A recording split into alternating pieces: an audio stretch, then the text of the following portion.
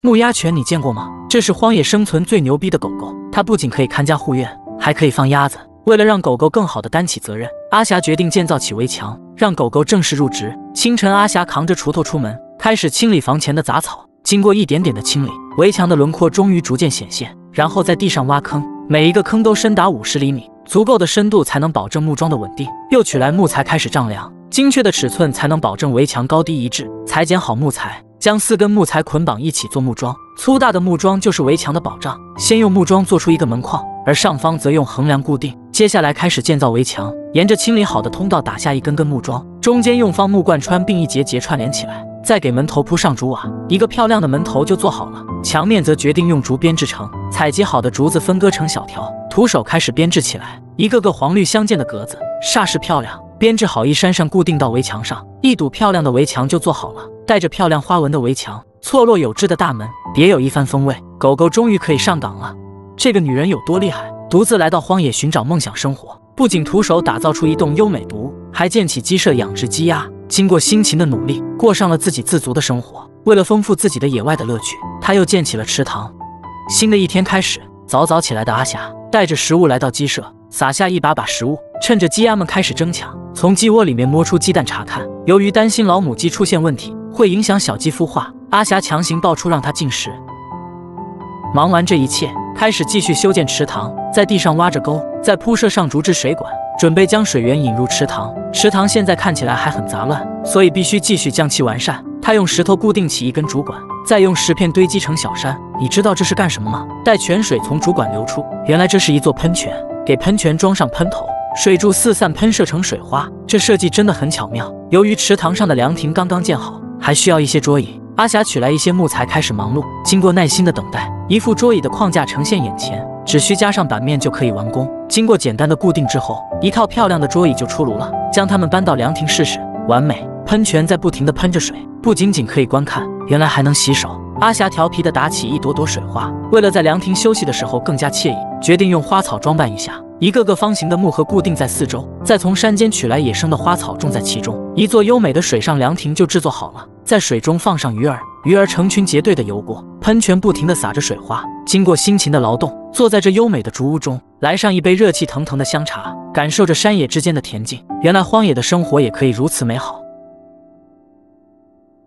这才是令人羡慕的生活。女人独自来到荒野，徒手建起一座山间木屋，园内种满了花草，还有池塘和凉亭。无聊地养上几只兔子，想散步了，带着鸭子河边遛弯。她就是阿霞，一个勤劳并敢于追逐梦想的女人。新的一天开始了，为了生活更舒适，今天阿霞决定给池塘装上篱笆，再在塘边种上花草。早早起来的阿霞已经整平好土地，现在她要去林间收集足够的材料，掏出尺子开始丈量，然后开始制作建造篱笆要用的竹条，再熟练的系一下，很快就弄好了。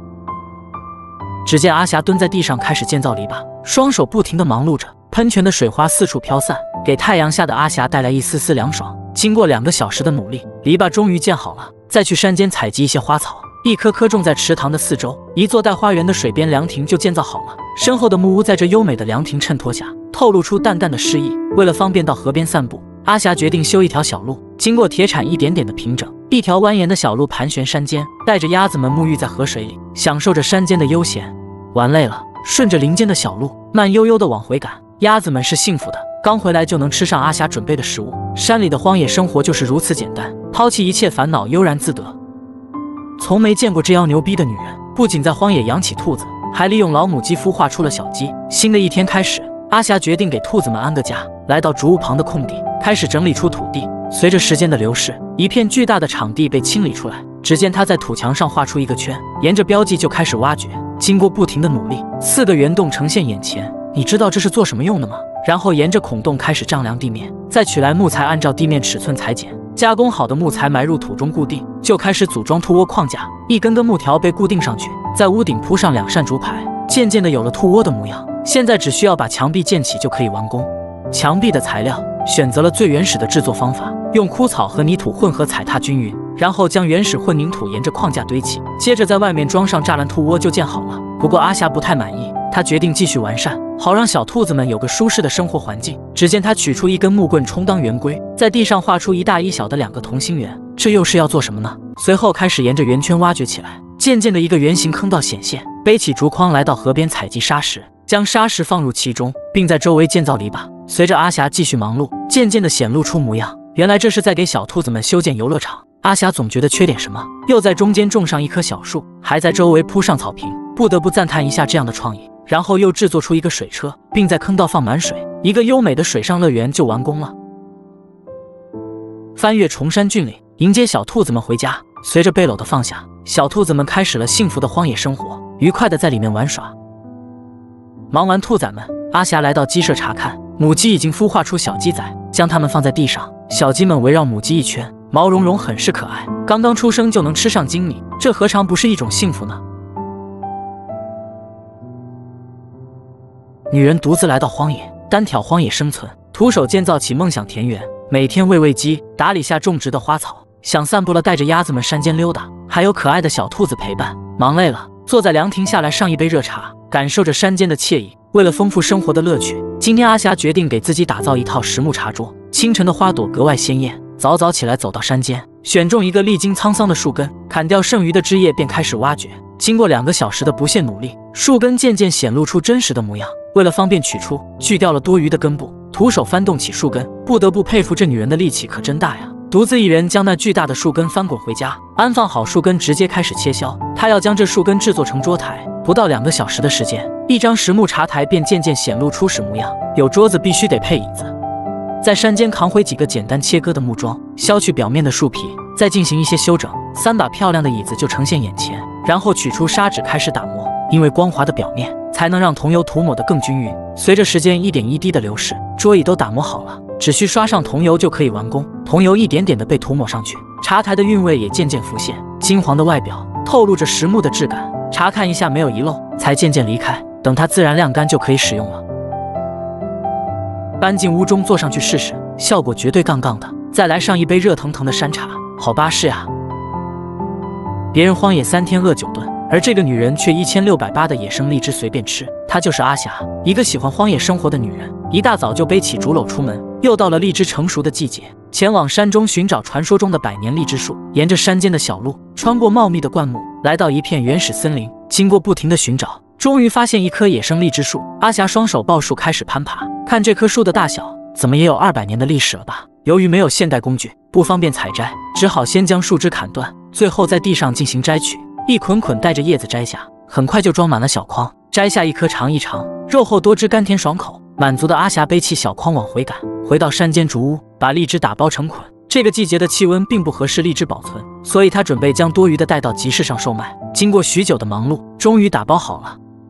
背起竹筐，踏上了赶往集市的道路，步行30公里，终于来到了集市。由于时间已经到了下午，集市上的人并不多。放下小筐，开始整理摊位。新鲜的荔枝一串串摆放整齐，正在摆放的时候，已经引起旁边摊位大妈的好奇。大妈们一眼就认出这是野生荔枝，纷纷开始购买。看来这野生荔枝的确抢手，人越来越多。大哥更是豪横，直接就是2捆。才摆出摊位15分钟，摊位上就只剩下1袋荔枝了，最后1袋也被小姐姐买走。和旁边大姐告别之后，随即来到商店购买蔬菜种子。付完钱，踏上了回家的路。山里的野花遍地开，终于回到家中了。自己种植的鲜花也已盛开。阿霞决定趁着天黑之前将蔬菜种子种下。来到自己开垦菜园，用锄头把土地刨得松软，然后撒下种子，只待它们慢慢长大，便可以吃上新鲜的蔬菜。这才是让人羡慕的生活。女人厌恶了城市的喧嚣与浮躁，独自来到荒野，徒手建起一座山水田园，不仅养殖起了鸡鸭，还收养了可爱的小仓鼠。新的一天开始了，为了迎接小仓鼠的到来，阿霞准备为它们建造一座豪华小别墅。扛起心爱的锄头，来到兔窝旁边，她决定让小仓鼠和兔子做邻居。周围的土地被一点一点清理，兔子在旁边悠闲地吃着草。经过不懈的努力，一大片空地被清理出来，然后开始沿着墙壁修整，修出一个个阶梯，并在上方开出小洞。这是在做什么？原来是小仓鼠的窝呀！忙完这一切，用泥浆进行细致的粉刷，小仓鼠的窝已经有了一点模样。然而阿霞并不满意，她要为小仓鼠建造私人豪宅，随即开始挖掘。洞中立起一根根木桩，固定上横木，一座木质框架就展现眼前。再取来木板一块块固定上去。随着屋顶木板的铺下，小仓鼠的窝已基本完成，不过还要再进行一番装修。在双脚的踩踏下，将泥土和枯草混合制成原始混凝土，一点点涂抹到屋顶，再给小窝装上栅栏。对比下旁边的兔子，小仓鼠的窝还是有点寒酸。阿霞决定也给小仓鼠打造一座水上游乐园，丰富一下小仓鼠的生活。沿着地面画起一条长线，然后沿着长线开始堆砌泥土，修整成一座拱桥，在旁边挖出一个圆坑。经过不停的忙碌，渐渐的有了池塘的模样。再去河边取些沙石，平铺到池塘底部，在周围建起一座篱笆，然后铺上草坪。小仓鼠的豪华水上游乐城就建好了。带上我们可爱的小仓鼠参观下吧。四周清水环抱，小仓鼠在里面悠闲的玩耍。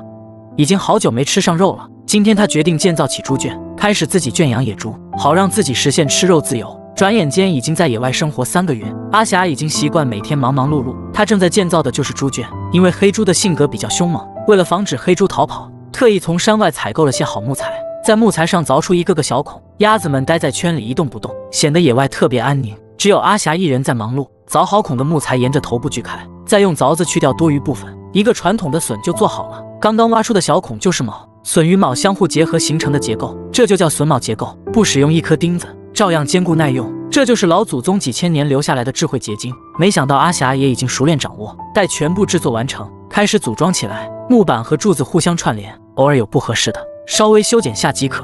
再次尝试，锤子敲实就可以了，再固定到地板安装试试。基本每块木板都相当契合，猪圈也有了它该有的模样。最后敲实横梁固定框架，使得猪圈更加坚固。不过还得给猪圈安个门，门板采用整块木板制作而成，看下效果，美观是美观，但总觉得不太实用。猪圈做事做好了，但是猪还没有吃饭的家当，也就是猪食草籽。取来木板，将木板推销平整，防止组装后漏水。我记得小时候家中的猪食槽子都是石头，不知道这木头做的好不好用。眨眼间猪食槽基本已经拼装好了，最后一块挡板如法炮制，简洁大方的猪食槽终于完成了。